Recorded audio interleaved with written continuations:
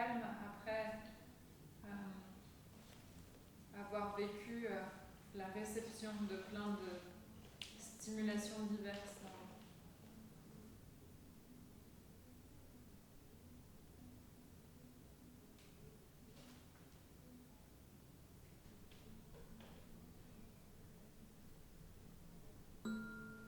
Alors, qu'est-ce que le Body Mind Centering ? C'est une pratique d'éducation somatique.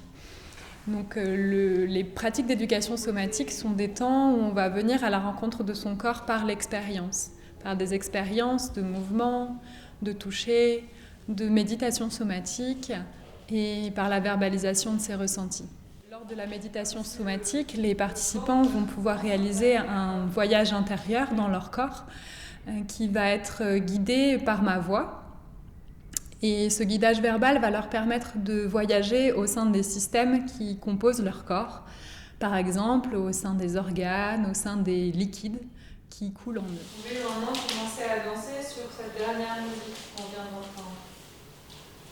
Quelle qualité, quel mouvement. Oui, sur le corps dans sa globalité, avec ce pointage très spécifique pour chacun des systèmes que l'on va pouvoir aborder.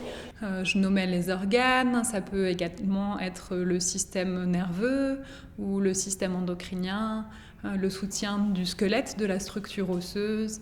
Voilà, il y a une grande palette de systèmes qui peut être abordée dans le Body Mind Centering avec tous ces outils, mouvement, toucher et méditation somatique.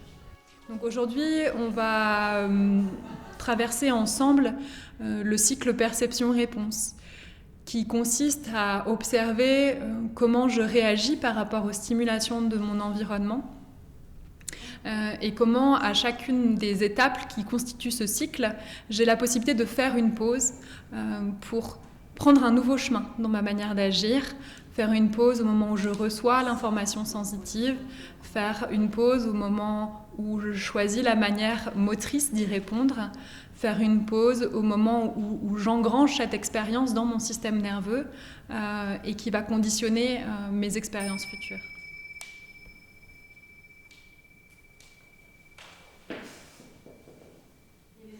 Si j'ai l'habitude de prendre le métro ou les transports en commun le matin, peut-être, je vais orienter mes sens d'une certaine manière. C'est la focalisation motrice présensorielle. Enfin, là, c'est plutôt comment j'oriente l'activité de mon corps avant même de recevoir des données sensorielles.